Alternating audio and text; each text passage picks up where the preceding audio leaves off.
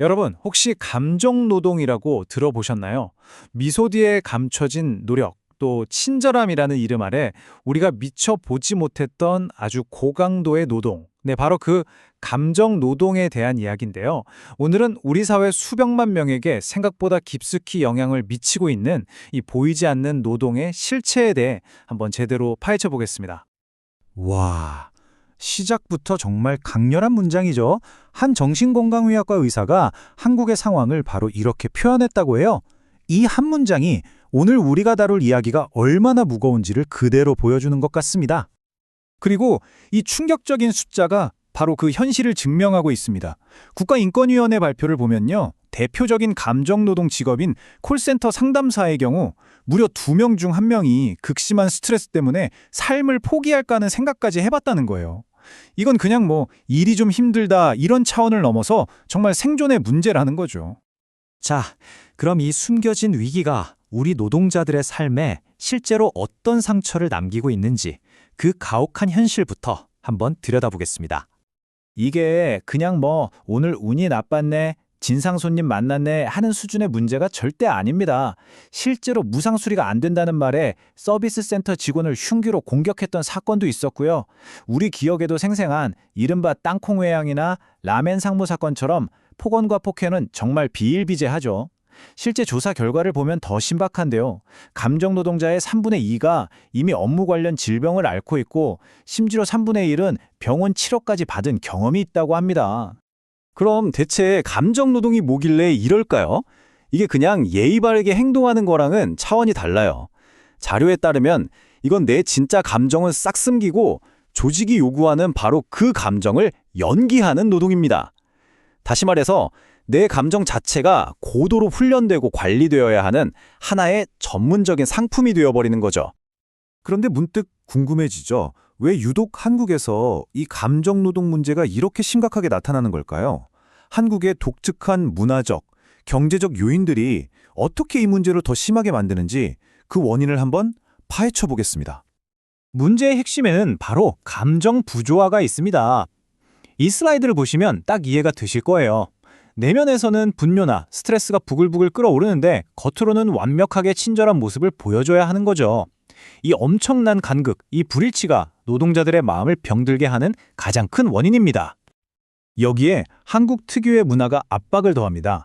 고객은 왕이다라는 초경쟁적인 서비스 문화, 그리고 사람 사이의 깊은 관계를 중시하는 정문화가 때로는 과도한 기대로 이어지기도 하고요. 또 사회 전반에 쌓인 분노, 즉 한해 정서와 뭐든지 빨리빨리 해결되길 바라는 조급함이 만나면서 아주 작은 불만도 쉽게 폭발적인 갈등으로 번지게 되는 겁니다. 그 결과가 바로 이 데이터입니다. 감정 노동자들은 한 달 평균 1.3번의 물리적 위협을 느끼고요.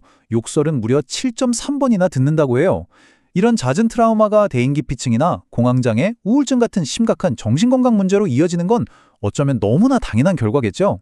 자, 그럼 이 문제를 해결하려면요. 우선 감정이라는 녀석 자체에 대해 우리가 좀 더 깊이 이해할 필요가 있어요. 우리 마음을 지배하지만 우리가 잘 몰랐던 감정의 4가지 기본 법칙을 지금부터 살펴보겠습니다. 첫 번째 법칙입니다. 아주 간단해요. 강한 감정은 약한 감정을 그냥 눌러버립니다. 우리 뇌는 동시에 2가지 상반된 감정을 처리하지 못하거든요. 예를 들어서 극심한 두려움이라는 강한 감정이 마음을 꽉 채우면 사랑이나 평온함 같은 감정은 힘을 잃고 저 구석으로 밀려나 버리는 거죠. 두 번째는 정말 흥미로운데요. 우리 뇌가 생각보다 진짜와 가짜를 잘 구분하지 못한다는 거예요. 일단 우리가 어떤 생각을 하고 그걸 말로 뱉으면 뇌는 그게 진짜든 가짜든 현실로 만들려고 애를 쓴대요. 억지로 웃는 것도 계속하다 보면 뇌가 혼란을 겪고 완전히 지쳐버리는 이유가 바로 여기에 있습니다. 세 번째 법칙입니다. 부정적인 감정은 말 그대로 정신적 독소예요. 우리를 병들게 하는 독이죠. 특히 분노나 무력감, 죄책감 같은 감정들이 가장 해롭다고 하고요. 반대로 사랑, 기쁨, 평화 같은 긍정적인 감정은 우리 건강의 척도이자 최고의 약이 됩니다. 마지막으로 감정은 바이러스처럼 전염됩니다. 상대방이 막 화를 내면 나도 모르게 화가 치밀어 오르잖아요. 내 기분이 안 좋으면 상대방 기분도 망치게 되고요. 특히 몸이 피곤하고 스트레스를 받을 때 이 감정의 전염 속도는 훨씬 더 빠르고 강력해집니다. 자, 그럼 이제 가장 중요한 부분입니다. 이런 감정의 법칙들을 이해했다면 이제는 스스로를 보호할 수 있는 실용적인 도구들을 챙겨야겠죠. 해결책 중심의 마지막 섹션으로 넘어가 보겠습니다. 이 모든 걸 관통하는 핵심 기술이 바로 감성지능, 즉 EQ입니다. EQ는 단순히 남의 기분을 잘 맞춰주는 능력이 아니에요. 내 감정을 먼저 정확하게 알아차리고 그걸 건강하게 다루면서 나아가 다른 사람의 감정까지 이해하는 종합적인 능력이라고 할 수 있습니다. 이 슬라이드를 보시면 EQ의 중요성이 한눈에 들어오실 거예요. 한 사람의 인생에서 성공과 행복을 결정하는데 IQ, 즉 지능이 기여하는 부분은 고작 20%에 불과하고요. 나머지 80%는 전부 이 EQ가 결정한다고 합니다. 입사는 IQ로 하지만 승진은 EQ로 한다는 말이 괜히 나온 게 아니죠. 그렇다면 힘든 상황에 딱 부딪혔을 때 바로 쓸 수 있는 3단계 응급 처방전이 있습니다. 여기서부터는 조금 더 천천히 하나씩 따라온다고 생각하고 들어보시면 좋을 것 같아요. 첫째, 내 감정에 집중하고. 둘째, 상대의 감정을 파악하고. 셋째, 상황이 끝난 후에 반드시 내 마음을 돌보는 겁니다. 자, 먼저 1단계, 나의 감정에 집중하는 훈련입니다. 고객이 분노에 딱 직면했을 때 거기에 감정적으로 휘말리는 대신에 깊게 숨을 한번 들이쉬고 마음속으로 방어막을 치는 거예요. 바로 이 문장으로요. 이건 내 문제가 아니야. 이렇게 선을 그음으로써 나와 그 상황 사이에 심리적인 거리를 만들고 나를 보호하는 거죠. 다음 2단계는 상대의 감정을 객관적으로 바라보는 연습입니다. 감정에 나한테 옴져붙지 않도록 하는 게 핵심이죠. 이때는 잠시 숨을 멈추고 이렇게 한번 생각해 보는 거예요.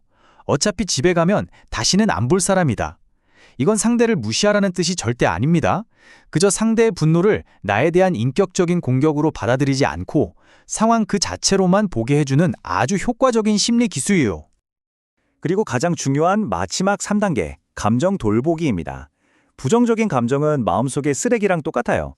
매일 비워내지 않으면 이게 안에서 썩어서 나를 병들게 합니다. 뭐 거창할 필요 없어요. 가족이나 동료에게 오늘 있었던 일을 그냥 툭 털어놓는 것만으로도 정말 큰 위안이 되거든요. 우리가 몸을 매일 씻듯이 우리의 마음도 매일 씻어주고 돌봐야 한다는 것 꼭 기억해 주세요. 오늘 이야기한 이 모든 것의 바탕이 되는 감성지능은요, 절대 타고나는 게 아닙니다.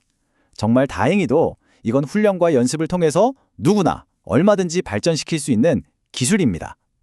포기하지 않고 노력한다면 우리는 분명 더 건강한 감정적 삶을 살 수 있을 거예요. 자료는 이렇게 마무리합니다. 인간의 머리는 세계를 다 담기에는 너무 작지만 우리의 가슴은 넓어서 우주도 품을 수 있다고요. 오늘 여러분의 지친 가슴을 위해 깊은 숨 한번 쉬어보는 건 어떨까요?